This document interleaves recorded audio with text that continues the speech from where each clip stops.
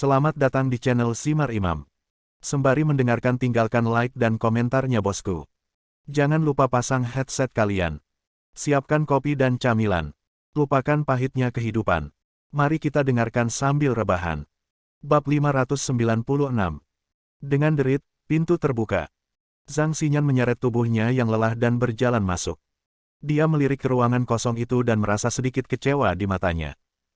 Aku tidak melihat orang yang kurindukan atau wajah tersenyum menyebalkan dari orang itu. Katakan padaku bagaimana kamu melakukannya. Kamu hanya buruk dalam matematika. Aku seorang guru bahasa Inggris dan aku mengajarimu setiap malam. Bahasa Inggrismu masih sangat buruk. Bagaimana kamu akan masuk perguruan tinggi tahun depan? Jika kamu bisa, jika kamu tidak masuk universitas yang bagus, prospek masa depan apa yang akan kamu miliki? Zhang Xinyan sedang mengganti sepatunya ketika pikirannya berubah dan dia tiba-tiba berteriak dengan kasar. Pelajaran Wang Xinyao menghancurkan hatinya. Bahkan sebelum saya melahirkan seorang anak, saya mengalami kesulitan menjadi seorang ibu. Wang Xinyao, yang membawa tas sekolah, masuk dengan sedih, membungkukkan lehernya dan berkata sambil tersenyum, "Bibi, jangan marah. Saya tahu paman berada di tempat saudari Liu akhir-akhir ini, yang membuat Anda sangat tidak bahagia. Tetapi kamu tidak bisa selalu melampiaskannya padaku." Di mata Wang Xinyao, sikap guru Zhang yang begitu kasar padanya dalam beberapa hari terakhir hanyalah cara untuk melampiaskan kemarahan pribadinya. Paman saya sangat bahagia karena dia tidak kembali dari tinggal di villa besar. Dia meninggalkan guru Zhang sendirian untuk menjaga kamar kosong setiap malam, dan dia tiba-tiba berubah menjadi wanita yang penuh kebencian. Dia tidak beruntung selama 8 kehidupan dan menjadi karung tinju setiap hari. Kamu. Zhang Xinyan mengerutkan kening dan berkata, kamu telah belajar untuk berbicara kembali. Saya berbicara tentang ujian masuk perguruan tinggi dan masa depanmu. Apa yang kamu bicarakan? Saya akan menjadi bintang di masa depan. Paman saya telah mengaturnya. Tidak masalah apakah kamu diterima di perguruan tinggi atau tidak. Wang Xinyao bergumam tidak yakin, menundukkan kepalanya dan mengatupkan jari-jarinya. Zhang Xinyan hampir meledak amarahnya, dan berteriak dengan marah, bintang macam apa kamu? Chen Feng, sial, dialah alasan kamu berhenti belajar. Ketika dia kembali, aku akan memarahinya sampai mati sampai lihat apakah dia akan membayarmu kembali di masa depan. Tanamkan ide buruk ini. Bibi, tunggu sebentar, apakah kamu mencium sesuatu? Sayap ayam kok. Mata Wang Xinyao tiba-tiba berbinar, lehernya terentang, dan 2 lesung pipit muncul keluar. Hidungnya terus mengendus, dan tanpa sadar dia berjalan menuju dapur. Ketika saya membuka pintu dapur, saya hanya bisa berkata, wow. Ada banyak makanan enak di atas kompor, dan aromanya penuh. Chen Feng berdiri bersandar di dinding dengan senyuman di wajahnya, memegang spatula di tangannya. Halo, apakah kamu merindukanku? Chen Feng memberi isyarat membuka tangannya. Paman. Wang Xinyao melemparkan dirinya ke pelukan Chen Feng dan hampir menangis kegirangan. Dia mengeluh dan berkata, Paman, kukira kamu tinggal di rumah besar dan melupakan kami. Rumah omong kosong macam apa? Bahkan rumah kumuh itu bisa dianggap rumah besar. Tunggu sampai paman menemukan kesempatan untuk membawamu ke kamar villa pribadi. Coba lihat apa itu kesombongan. Chen Feng membual dan melambai kepada Zhang Xinyan, nak, meja makanan lezat ini semuanya dibuat untukmu. Apakah kamu lapar setelah makan mie instan akhir-akhir ini? Berat badannya turun, dan menurutku payudaramu satu ukuran lebih kecil. Jangan khawatir, aku sudah merebus sup pepaya dan mari kita menebusnya. Mata indah Zhang Xinyan bersinar, dan dia akhirnya melihat orang yang dia rindukan. Dia masih pria tak tahu malu yang sama, banyak bicara dan tidak berubah sama sekali. Dia sangat bersemangat dan ingin menghampiri dan memeluk Chen Feng. Tapi entah kenapa, tubuhnya tidak bertindak sesuai dengan pikiran di kepalanya. Sebaliknya, dia mendengus dingin, cari Jingbaimu. Dia berbalik dan berjalan ke ruang tamu. Pantatnya yang montok dan bulat membuat bentuk bulat yang indah dan keras kepala di atas sofa. Dia melipat tangannya di dada dan menjaga wajah tetap lurus, air mata mengalir di matanya, seolah-olah dia telah sangat dirugikan. Chen Feng menghela nafas dan menyentuh kepala Wang Xinyao.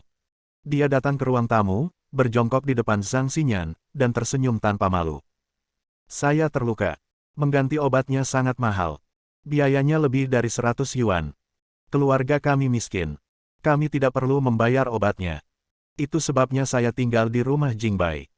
Dengar, untukmu, aku sudah memasak seluruh hidangan, jadi jangan marah, oke? Membujuk wanita adalah sebuah seni. Jelas sekali, Chen Feng mengira dia memiliki pemahaman yang mendalam tentang masalah ini. Namun, Chen Feng sepertinya telah terbalik, Zhang Xinyan tidak menenangkannya dan mulai menangis, tidak dapat berhenti. Chen Feng, kamu bajingan, aku mengkhawatirkanmu.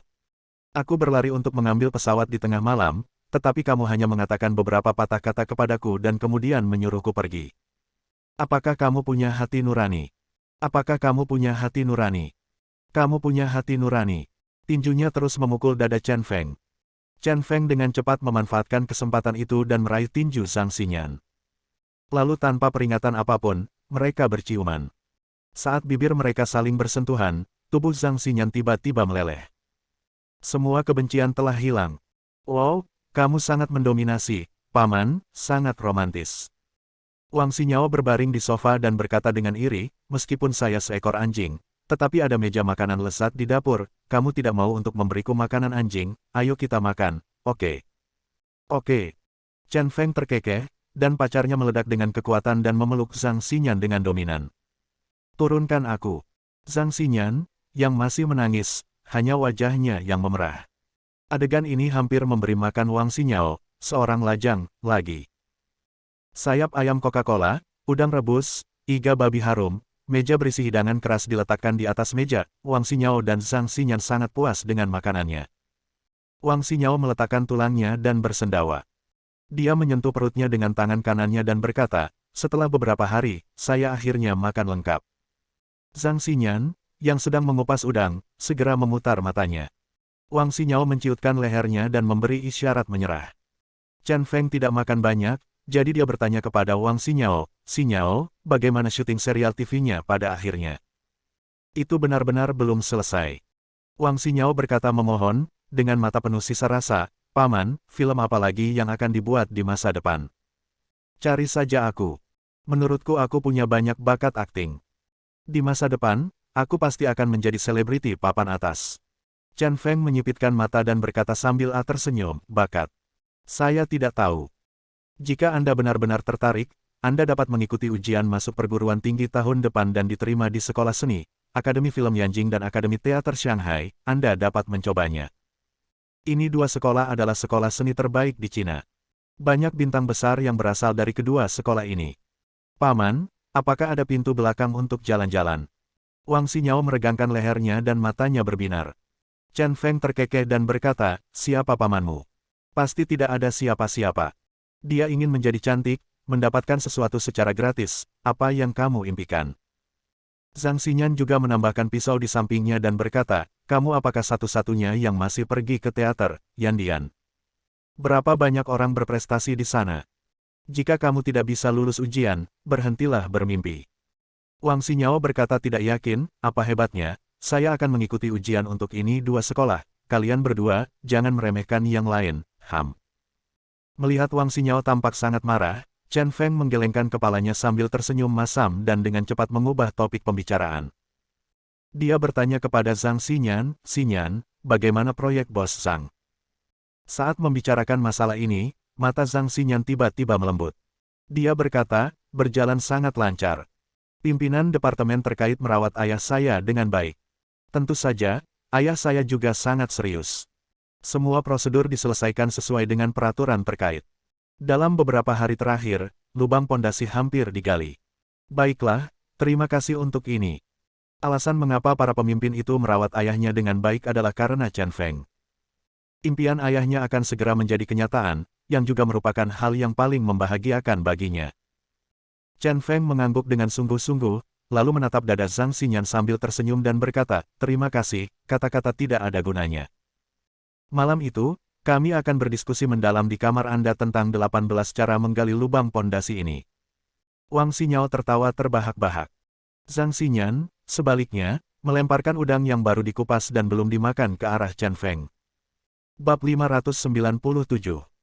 Pada malam hari, Zhang Xinyan sengaja membiarkan pintu terbuka. Meskipun tidak masuk akal apakah Chen Feng, seorang pria yang bisa menyelinap melalui pintu dan mengambil kunci, harus membiarkan pintu terbuka atau tidak. Tapi bertahan mewakili sebuah sikap. Tidak, Pada malam hari Chen Feng masuk dengan sadar. Lalu semuanya jatuh pada tempatnya. Hewan tetaplah hewan, dan malam ini adalah malam puncak lainnya. Terutama ketika Zhang Xinyan melihat luka Chen Feng, dia menghela nafas dan menitikkan air mata. Ada satu emosi lagi, dan kesenangan di dalamnya bahkan lebih indah. Keesokan paginya, Zhang Xinyan menelepon Wang Xinyao yang kebingungan dan pergi ke sekolah karena dia harus pergi bekerja. Hanya Chen Feng telanjang yang tersisa, berbaring di selimut lembut dan harum, dan tidur sampai jam setengah 10. Setelah makan di siang hari, Chen Feng, seorang yang santai, datang ke taman dan mulai bermain catur dengan lelaki tua itu. Pada suatu sore, lebih dari selusin lelaki tua di taman kelelahan dan ragu akan kehidupan mereka. Salah satunya adalah seorang lelaki tua yang dikenal sebagai Raja Catur di taman yang sudah bertahun-tahun tidak pernah kalah catur. Namun setelah dibunuh oleh tentara gila Chen, dia hampir mengalami serangan jantung. Chen Feng berjalan keluar taman dengan gembira dan masuk ke dalam Mercedes-Benz di bawah tatapan marah semua paman. Pengemudi Mercedes-Benz adalah seorang wanita dewasa cantik dan anggun yang mengenakan congsam merah. Tatapan lelaki tua yang awalnya marah itu tiba-tiba menjadi bertabur bintang dan tidak bisa dialihkan dari keindahan dalam congsam. Mobil menyala dan melaju kencang, mematahkan pandangan bersemangat para lelaki tua itu. Ruan Qingqiu duduk tegak bahkan saat mengemudi. Penampilan dan perangainya yang dewasa dan menawan, serta sosoknya yang sangat berlekuk, selalu membuat orang terkesima dengan kecerdikan sang pencipta. Orang gila, apakah kamu juga suka bermain catur? Ruan Qingqiu tersenyum dan tiba-tiba bertanya. Chen Feng mau tidak mau matanya berbinar, dan dia mengangguk, ya, saya suka memainkan beberapa permainan ketika saya tidak ada pekerjaan. Terutama karena saya punya banyak waktu luang. Apa maksud Anda? Anda bisa juga bermain catur. Dari apa yang dikatakan Ruan Qingqiu, sepertinya kamu bisa. Aku tahu sedikit tentang catur, Go, dan catur, tapi yang terbaik adalah Go. Meskipun dia mengatakannya dengan rendah hati, wajah Ruan Qingqiu penuh percaya diri. Chen Feng juga tertarik dan berkata, baiklah, ayo pergi ke kamarmu malam ini dan ayo bermain Go. Biarkan aku merasakan gayamu. Dia tidak membual tentang bermain catur. Hanya ada sedikit lawan. Orang-orang tua yang telah bermain catur sepanjang hidup mereka tidak berani berbicara omong kosong di hadapannya. Bukan karena dia meremehkan Ruan Qingqiu, tapi hanya saja dia tidak bisa kalah. Ruan Qingqiu mengangkat sudut mulutnya dan berkata dengan sedikit provokatif, orang gila, menyenangkan bertarung menang atau kalah. Begitu kata-kata ini keluar, Chen Feng menjadi semakin tertarik. Matanya tajam dan dia bertanya, katakan padaku, bagaimana kamu ingin bermain? Ruan Qingqiu kemudian berkata, jika kamu kalah, tanpa alasan lain selain aku akan memberimu mobil ini, kamu harus menerimanya. Jika aku kalah, Anda dapat membuat permintaan apapun yang Anda inginkan. Chen Feng sedikit terkejut dan dengan santai melihat interior Mercedes-Benz. Baru setelah itu dia mengerti apa yang dipikirkan Ruan Qingqiu, dia ingin memberinya mobil, tapi takut dia akan menolak, jadi dia menemukan metode ini. Wanita yang konyol. Chen Feng tersenyum dan berkata, ini adalah kesepakatan yang merugi. Tidak peduli apakah Anda menang atau kalah, saya akan mendapat manfaatnya. Ruan Qingqiu berkata, jika Anda dapat menerima barang-barang saya lebih berharga dari apapun. Bagaimana kalau itu? Berani bertaruh? Oke, bertaruh. Semangat bersaing Chen Feng begitu kuat sehingga dia tidak pernah tahu bagaimana menulis, kalah, dalam hidupnya. Dia berkata dengan penuh keyakinan, hanya saja, jika saya menang, kita akan membuka postur baru malam ini. Oke. Ruan Qingqiu setuju dengan berani, menginjak pedal gas dan melaju. Ruan Qingqiu membawa Chen Feng ke ketinggian yang sangat tinggi. Restoran akhir, restoran barat. Suasana di dalamnya elegan dan dekorasinya sangat romantis. Kursi dekat jendela memiliki pemandangan yang lebih indah, menghadap pemandangan malam yang indah dari zona teknologi tinggi. Chen Feng berpakaian sangat santai, bahkan sedikit jorok, yang tidak sesuai dengan gaya di restoran. Tapi Ruan Qingqiu sangat puas, ini adalah tanggal sebenarnya dalam hidupnya. Dia mengambil menu dan memesan beberapa hidangan khas, terutama 2 gelas anggur merah tua. Anggur merah adalah tentang suasananya, tapi yang membuatnya mabuk adalah orang di depannya. Pelayan itu jelas tidak tertarik pada Chen Feng, dan dia bahkan berpikir, bagaimana wanita cantik seperti itu bisa makan dengan pria seperti itu. Itu hanyalah penghinaan terhadap kecantikan. Dia bahkan ragu apakah Feng Chen bisa memahami menunya. Namun, Ketika Chen Feng memesan hidangannya, dia sangat profesional dan sama sekali bukan orang sebangsa. Ia bahkan menyarankan metode memasak unik untuk beberapa hidangan. Pelayan itu terkejut dan sikapnya berubah drastis, dan dia menyadari kebodohannya. Saya ingat saat itu, pada jamuan makan keluarga di istana kerajaan di Eropa, Chen Feng menyantap makanan barat terbaik yang disiapkan oleh koki papan atas. Bahan-bahan yang dipilih semuanya dipilih dengan cermat. Anggur merah diproduksi secara eksklusif oleh Domaine Romani Conti. Hal-hal seperti status dan identitas sebenarnya adalah istilah yang diciptakan oleh mereka yang memiliki harga diri rendah. Ini tidak berarti bahwa Anda lebih unggul dari orang lain hanya karena Anda sudah makan sedikit makanan barat dan mempelajari beberapa kata asing. Orang yang dihormati seringkali memiliki lebih banyak hal batin.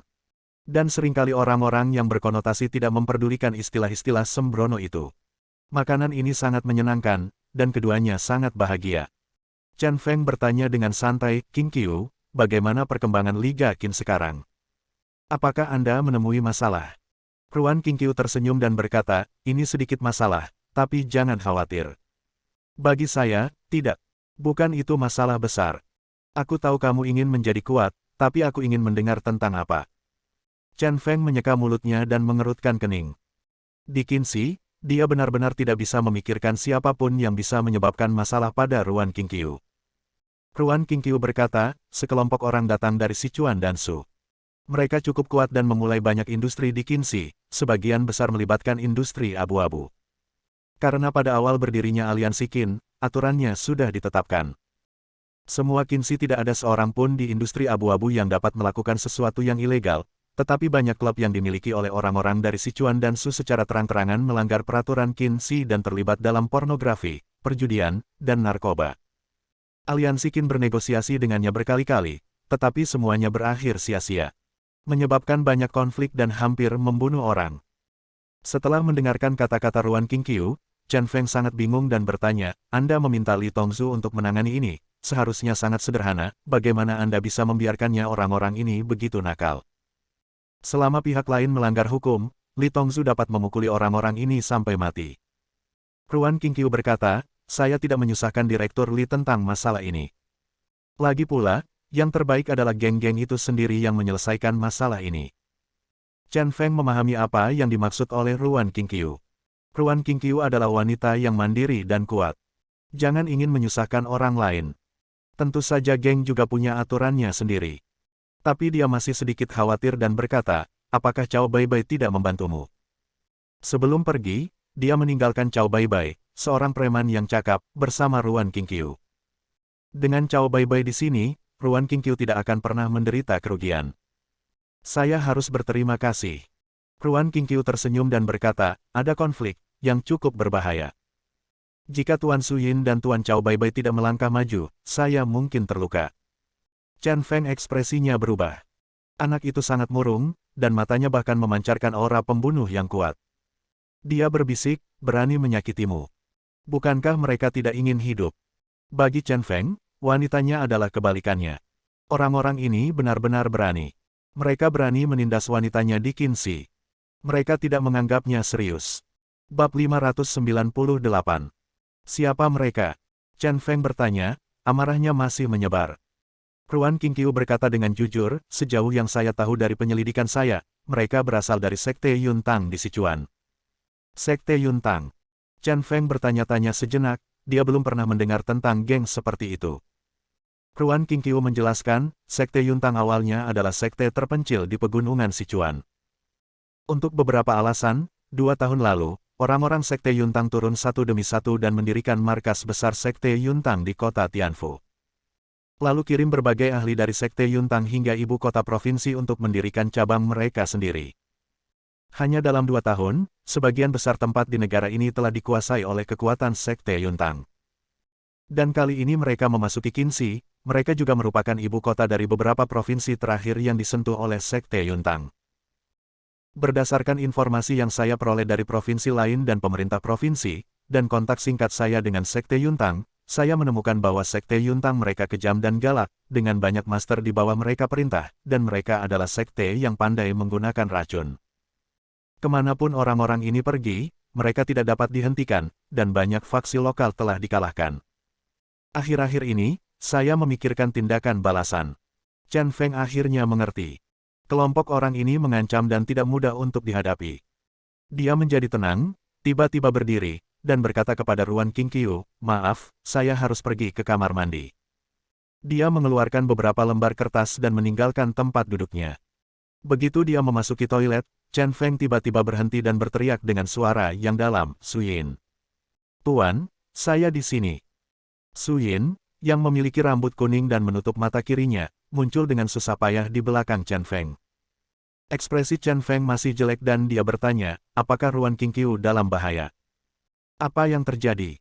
Suyin berkata dengan penuh hormat, membalas Master, beberapa hari yang lalu, ada sekelompok Master yang menggunakan senjata tersembunyi. Ketika mereka datang ke Qinxi, pemimpin mereka adalah seorang pria bernama Tang Hao. Tang Hao itu memiliki pemikiran yang tidak masuk akal tentang Ruan Qingqiu. 3 hari yang lalu, Ruan Qingqiu memimpin negosiasi dengan Tang Hao dan partainya. Tang Hao dan lainnya, tiba-tiba seseorang menyerang dan ingin menculik Ruan Qingqiu. Lawan sangat kuat. Saya dihadang oleh beberapa master dan hampir kehilangan tugas saya.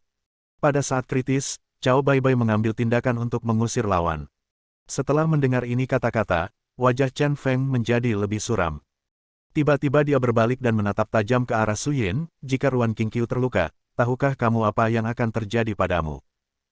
Suyin berlutut sambil berkata, "Pop," dan berkata dengan suara gemetar, "Tuan Ye, itu tadi kelalaianku dalam tugas, aku mohon hukuman." Chen Feng melambaikan tangannya dan berkata, "Tidak perlu." Kemarahan di hatinya melonjak, Ruan Qingqiu adalah wanitanya, namun seseorang berani mengambil keuntungan dari Ruan Qingqiu. Ini dan berurusan dengan aliansi Qin adalah dua konsep yang berbeda. Dia masih bisa menanggungnya saat berhadapan dengan aliansi Qin. Jika dia berani memanfaatkan Ruan Qingqiu, dia mencari kematian. Kamu terus melindungi Ruan Qingqiu, dan aku akan mentransfer Li Yin kepadamu. Singkatnya, jika Ruan Qingqiu dalam bahaya lain kali, kalian berdua tidak harus hidup. Kata Chen Feng dengan sangat mendominasi. Iya. Suyin menundukkan kepalanya. Chen Feng menarik pintu lubang, membuka kancing celananya, dan mulai mengalirkan air. Ketika Chen Feng pergi, Ruan Qingqiu melihat keluar jendela dengan bosan. Alasan mengapa saya memberitahu Chen Feng tentang geng-geng ini kali ini adalah karena saya sedikit khawatir. Dia samar-samar merasa bahwa klan Yuntang agak kuat, melampaui lingkup geng. Dan tubuhnya saat ini bukan hanya milik dirinya sendiri, tetapi juga milik Chen Feng. Demi Chen Feng, dia juga harus melindungi tubuhnya. Tapi Tang Hao, pria bermata bulat, memiliki pemikiran yang semakin serius tentangnya, dan dia tidak lagi bisa menjaganya. Oleh karena itu, lebih baik meminta Chen Feng untuk maju. "Wow, Nona Ruan Qingqiu, takdir yang luar biasa, saya bisa bertemu Anda di sini." Tiba-tiba, sekelompok 5 pria berjas tunik Tiongkok berjalan menuju Ruan Qingqiu. Pemimpinnya, yang tingginya sekitar 1,9 meter, mengenakan kacamata bundar dan berjanggut, berjalan mendekat dengan tangan di lengan bajunya dan tersenyum. 4 orang lainnya juga memiliki langkah mantap dan momentum luar biasa. Mendengar suara ini, mata indah Ruan Qingqiu tiba-tiba merasakan rasa bosan. Dia berbalik untuk melihat orang yang datang dan sedikit mengernyit. Kebetulan sekali, orang ini tidak lain adalah Tang Hao dari Sekte Yuntang. Tang Hao tanpa basa-basi duduk di kursi di seberang Ruan Qingqiu, matanya yang penuh nafsu berputar-putar di sekitar tubuh Ruan Qingqiu. Dia berkata tanpa ragu-ragu, "Nona Ruan Qingqiu, mengapa kamu sendirian hari ini? Kamu bahkan tidak memiliki pengawal. Aku orang yang sangat berterus terang. Seperti yang kubilang, tidurlah denganku. Setiap kali aku melihatmu, aku rasakan. Aku akan mati." Tidak peduli betapa anggunnya Ruan Qingqiu, ada kemarahan di wajahnya saat ini. Dia berkata tanpa basa-basi, "Saya bisa mentolerir Anda mengucapkan kata-kata kotor ini, tetapi saya tidak tahan jika Anda duduk di sana. Saya menyarankan Anda untuk segera turun dari bangku itu, karena Anda tidak pantas duduk di sana."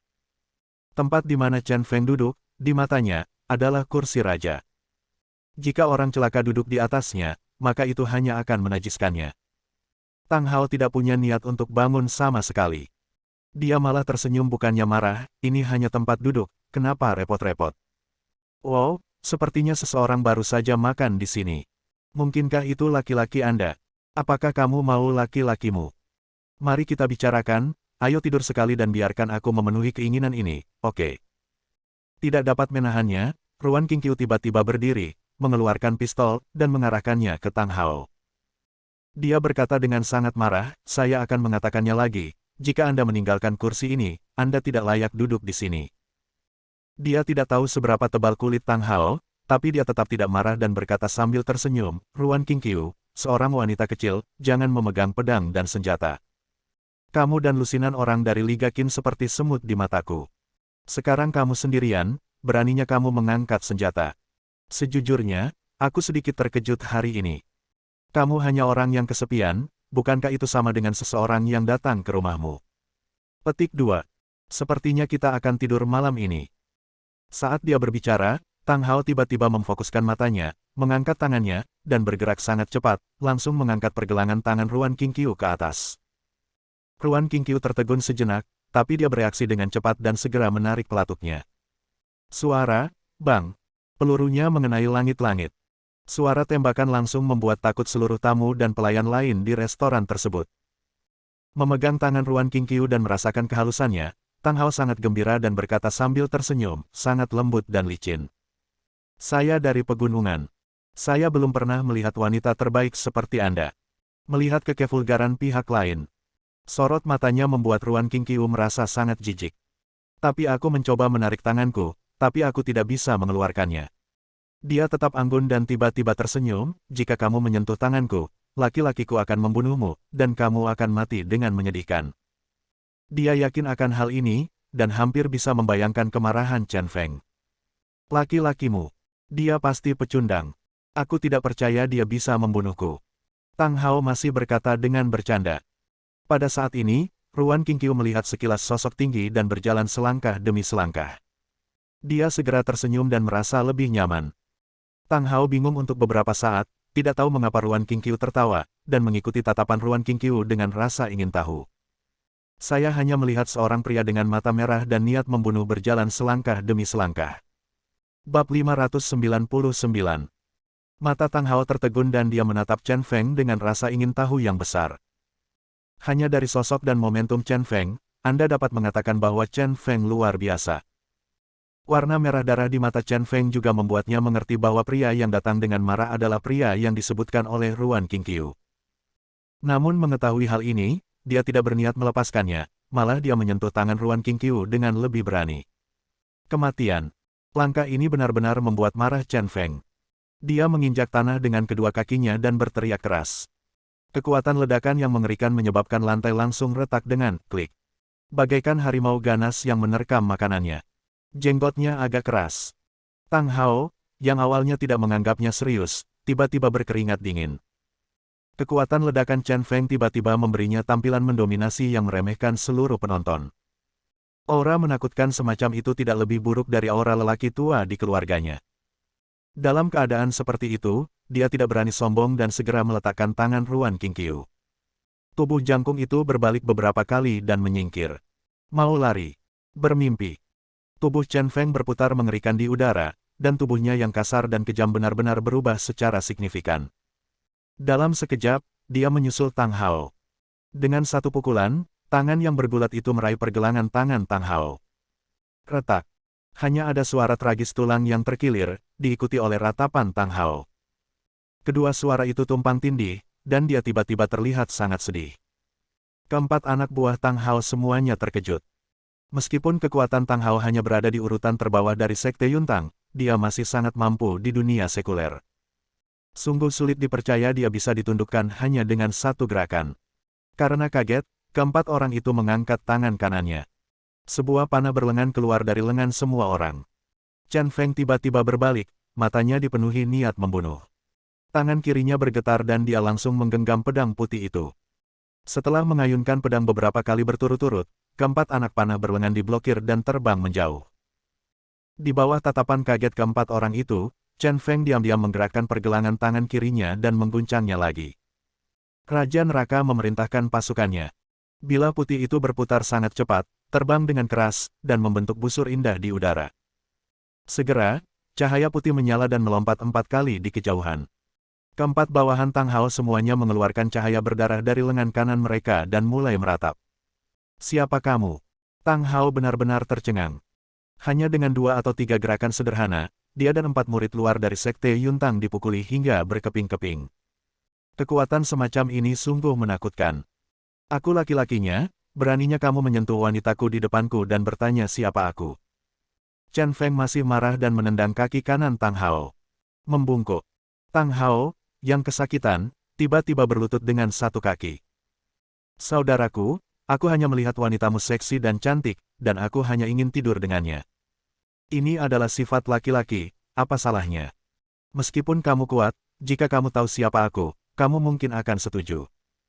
Lagi pula, jika kamu membiarkan wanitamu tidur denganku, kamu akan mendapatkan banyak manfaat. Ada keringat dingin di wajahnya, tetapi dia mengucapkan kata-kata yang sombong dan tidak senonoh. Pikiran Tang Hao sepenuhnya terhalang oleh kata, seks, dan dia tidak peduli tentang apapun. Kalimat ini kembali membuat marah Chen Feng, dia melepaskan pergelangan tangan Tang Hao dan menjambak rambut Tang Hao. Dengan kekuatan yang kuat, kepala Tang Hao terbentur keras ke kaca dari lantai ke langit-langit. Suara, bang. Di kaca putih, warna merah cerah mekar dalam sekejap. Aku akan menghajarmu sampai mati hari ini untuk melihat apakah apa yang disebut identitas dan latar belakangmu dapat membuatmu tetap hidup. Chen Feng berkata dengan sangat mendominasi, mengangkat tinjunya sebesar karung pasir dan membidik kepala Tang Hao. Momentum itu mungkin bisa meledakkan kepala Tang Hao dengan satu pukulan. Berhenti, jika kamu membunuh tuan muda kami, kamu pasti akan menyesalinya. Kamu dan istrimu akan mati. 4 anak buah Tang Hao dengan cepat menghentikannya. Siapapun yang berani membunuh seseorang bermarga Tang dari sekte dalam Sekte Yuntang akan membuat marah seluruh Sekte Yuntang. Begitu Sekte Yuntang mendapat masalah, orang sekuler pasti akan menghancurkan dunia. Di saat yang sama, pemilik restoran didampingi petugas keamanan berlari mendekat. Setelah melihat Tang Hao yang kacau dan berdarah, dia menjadi pucat, menunjuk ke arah Chen Feng dan memarahi, apakah kamu gila? Ini Tuan Tang Hao. Jika kamu memukulnya, seluruh keluargamu akan mati. Mengapa kamu tidak menempatkan Tuan Tang Hao? Titik. Cepat turunkan. Tang Hao. Otak Chen Feng berkelebat. Bukankah ini orang dari klan Yuntang yang disebutkan Suyin? Senang rasanya kita bisa mengesampingkan semua dendam lama dan baru bersama-sama hari ini. Tinjunya tidak bergerak ke bawah. Sebaliknya, dia bertanya kepada pemilik restoran dengan dingin, siapa kamu? Beraninya kamu mengganggu bisnis saya. Pemilik restoran berkata dengan wajah dingin dan sedikit arogan, saya Cheng Siji, pemilik restoran ini. Izinkan saya beritahu Anda, jika saya bisa membuka untuk dapat membeli restoran ini, saya juga memiliki latar belakang yang kuat di Qinxi. Percaya atau tidak, hanya satu panggilan telepon dari saya akan membuat Anda berjalan-jalan tanpa makanan. Ruan Qingqiu telah duduk dengan anggun di bangkunya sejak Chen Feng tiba. Dia meminum anggur merah dengan anggun dan menyaksikan penampilan bos bodoh itu dengan penuh minat. Dengan latar belakang Qinxi dan Chen Feng, itu adalah keputusan yang sangat bodoh. Chen Feng, yang selalu marah, langsung terhibur dengan bos yang tidak kompeten ini. Dia berkata kepada Cheng Siji, cepat telepon. Saya ingin melihat siapa yang dapat Anda temukan. Jika Anda tidak dapat menemukan seseorang, saya akan menghancurkan restoran Anda. Sekarang di Qinxi, dia memiliki separuh langit, apapun yang terjadi. Sangat menyenangkan bagi seseorang untuk membandingkan latar belakangnya di Qinxi. Tentu saja dia punya tujuan lain. Hubungan antara Cheng Siji dan Tang Hao sangat luar biasa, dan latar belakang di baliknya mungkin adalah ketergantungan Tang Hao pada Qinxi. Dia ingin melihat siapa yang mendukung Sekte Yuntang di Qinxi. Kamu mati, tunggu aku. Cheng Siji juga sedikit kesal, jadi dia mengeluarkan ponselnya dan menelepon. Cara dia mengangguk dan membungkuk saat berbicara di telepon sangatlah tercela. Jangan lari jika berani, mari kita tunggu dan lihat. Setelah menelepon, Cheng Siji tiba-tiba menjadi sombong. Chen Feng menjambak rambut Tang Hao lagi dan menendang perut Tang Hao. Tendangan ini begitu kuat hingga langsung menendang Tang Hao yang tinggi 1 meter jauhnya. Tang Hao langsung berbaring di tanah, mulutnya terbuka dan mengeluarkan air liur, tampak menyedihkan. Kamu. Keempat pria Tang Hao melotot dengan marah, tapi tidak ada yang berani bergerak. Chen Feng kemudian berjalan ke tempat duduknya dan duduk, meraih sudut taplak meja, menyekat tangannya, dan bertanya dengan lembut kepada Ruan Qingqiu, apakah kamu baik-baik saja? Ruan Qingqiu memandang Chen Feng dalam keadaan mabuk, dan menggelengkan kepalanya dengan lembut. Dengan adanya Chen Feng, rasa aman yang hangat itu begitu memuaskan. Ini rajanya. Keduanya tampak baik-baik saja, makan dan mengobrol santai di depan banyak orang. Cheng Siji sangat tersinggung dan terus melihat arlojinya. Sekitar 15 menit kemudian, tiba-tiba sekelompok orang bergegas masuk ke dalam restoran. Saat melihat pengunjung itu, Cheng Siji sangat gembira dan menyapanya. Bab 600. Direktur Cheng, Anda akhirnya sampai di sini. Orang ini begitu sombong sehingga dia mengalahkan Tuan Tang. Cheng Siji melangkah maju dan sibuk mengeluh, tampak seperti penjahat. Seorang pria parubaya dengan alis tebal datang ke restoran bersama beberapa petugas berseragam. Dia melirik Tang Hao yang tergeletak di tanah, dan kemudian menatap Chen Feng. Kamu benar-benar tidak tahu bagaimana hidup atau mati. Dia mendengus dingin dan berjalan ke meja Chen Feng dengan langkah arogan. Apakah kamu memukulnya? Direktur Cheng bertanya, membalikkan steak Chen Feng yang setengah dimakan ke tanah. Piring-piring itu berjatuhan dan berserakan di lantai. Noda minyak terciprat, dan Chen Feng sedikit merunduk, tetapi tidak ikut campur. Direktur Cheng menatap, dia memukuli seseorang dan masih berani duduk di sini dan makan dengan sombong, itu melanggar hukum. Dia harus memberikan pukulan pada pria ini. Cheng Siji di samping tiba-tiba memiliki seseorang yang dapat diandalkan dan berteriak, dialah yang memukul saya, Direktur Cheng. Restoran saya memiliki kamera pengintai dan saya akan mentransfernya kepada Anda nanti. Dengan cara ini, dia benar-benar menafsirkan gambar tersebut seorang penjahat yang ekstrim. Bahkan ketika Direktur Cheng tiba, Ruan Qingqiu tetap tenang dan tidak bergerak. Menurutnya, Direktur Cheng mungkin akan bernasib buruk. Chen Feng menyeka mulutnya perlahan lalu mengangkat kepalanya. Tatapan dingin itu mengagetkan Cheng Siji. Siapa kamu? Tahukah kamu apa akibatnya jika kamu menjatuhkan piringku? Tanya Chen Feng, wajahnya yang akhirnya rileks menjadi muram lagi. Tampaknya di wilayah Qinxi, popularitasnya masih belum cukup tinggi. Jika tidak, pihak lain tidak akan berbicara dengannya dengan berani. Saya wakil direktur kantor Departemen Provinsi. Anda orang yang licik. Saya telah menjatuhkan piring Anda hari ini. Apa yang dapat Anda lakukan? Dia tidak menganggapnya serius dan berteriak, kemarilah, tangkap dia. Orang-orang di belakangnya melangkah maju setelah mendengar perintah itu. Tetapi pada saat ini, mata Chen Feng menjadi dingin dan dia tiba-tiba berdiri. Tamparan keras menghantam wajahnya. Pak! Suaranya keras, menandakan bahwa gayanya juga sangat kuat.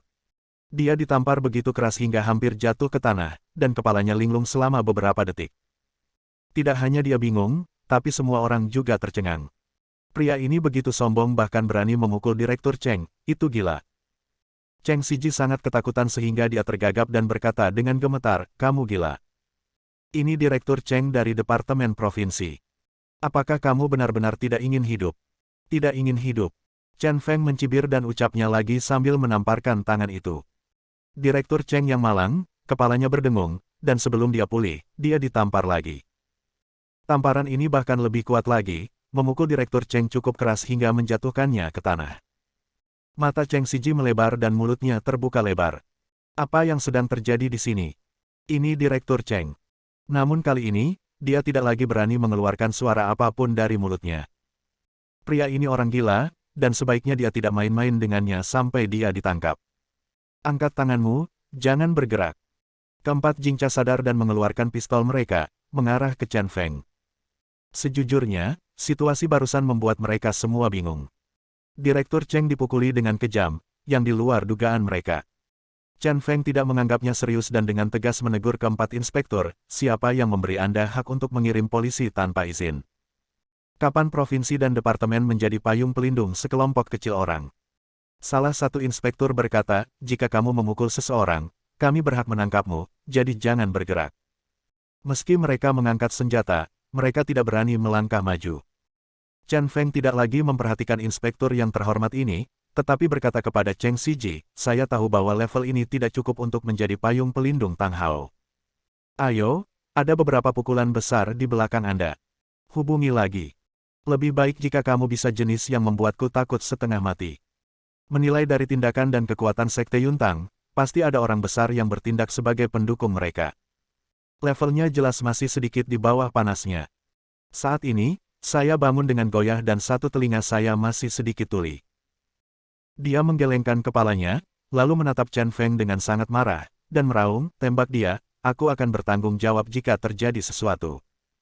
Sayang sekali dia dipukuli. Bagaimana dia bisa tinggal di Qinxi di masa depan?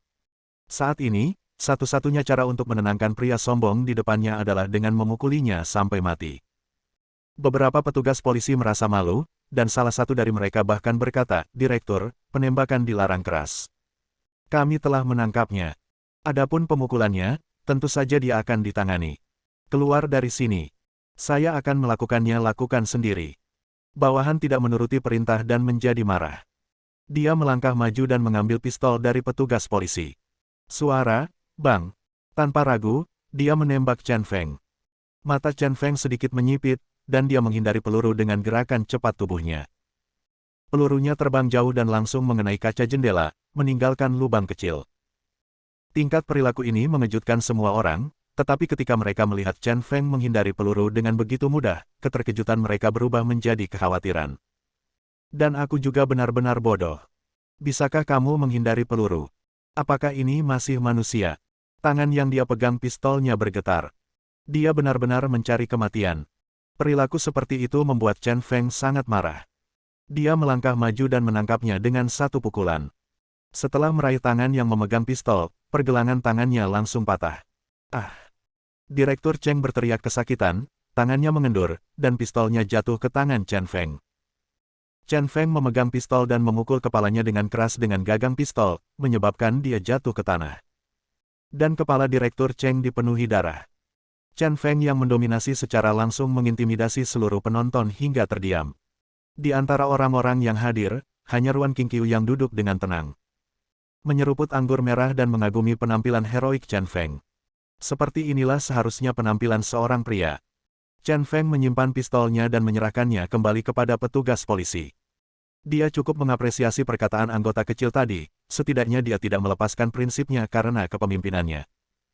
Sambil memegang pistol, petugas polisi itu awalnya sedikit bingung. Namun dia cepat bereaksi dan meminta 3 rekannya yang lain untuk meletakkan senjatanya. Dia selalu merasa Chen gila dan luar biasa. Petugas polisi berkata dengan sopan kepada Chen Feng, "Tuan, Anda mendapat banyak masalah hari ini. Saya sarankan Anda menyerah. Ini akan baik untuk hukuman Anda di masa depan." Menurutnya, meskipun Direktur Cheng salah, tapi orang ini melukai 2 orang secara serius, yang juga merupakan kejahatan yang tidak bisa dimaafkan. Jika ada situasi penyerahan diri dan memang cukup serius hingga memerlukan hukuman penjara di kemudian hari, hukumannya setidaknya bisa dikurangi. Terima kasih atas pengingatnya, tapi kamu tidak perlu khawatir. Sambil melambai ke anggota polisi, Chen Feng menatap Cheng Siji lagi dan berkata, "Aku baru saja memberitahumu bahwa kamu harus memiliki pendukung sejati di belakang Tang Hao. Jangan sampai saya mengatakannya untuk ketiga kalinya, teleponlah sekarang." Cheng Siji ketakutan dan menelan ludah. Kemudian dia mengeluarkan ponselnya dan memutar nomor. Setelah panggilan tersambung, dia berkata dengan sedih, "Menteri Luo, saya Siji. Tuan Tang Hao dan Tuan Tang baru saja dipukuli di hotel saya, begitu pula teman saya Direktur Cheng." Setelah mengatakan ini, Chen Feng pergi lurus melangkah ke depan dan meraih telepon. "Hei!" Suara Chen Feng terdengar membosankan. "Siapa kamu?" Terdengar suara berpengalaman dari seberang sana. Chen Feng menjawab, "Akulah yang mengalahkan Tang Hao." "Kamu sangat berani, apakah kamu berani memberitahuku namamu?" Pria itu bertanya lagi. "Chen Feng." Chen Feng perlahan melontarkan 2 kata. Bayangan pohon yang terkenal, begitu nama ini disebutkan, banyak orang yang tercengang. Cheng Siji, yang jatuh ke tanah dan menutupi kepalanya yang berdarah, tiba-tiba menghela nafas dengan penyesalan. Siapakah Chen Feng? Orang itulah yang membuat semua direkturnya patuh. Itulah orang yang mengalahkan Lou Yuji yang menutupi langit dengan 1 tangan di Qinxi. Kali ini pemukulannya sia-sia. Dia dipenuhi dengan penyesalan. Tang Hao, yang terbaring di tanah setengah mati, tiba-tiba tersenyum. Chen Feng. Ini adalah nama yang selaras dengannya. Bersambung. Nantikan bab selanjutnya bosku.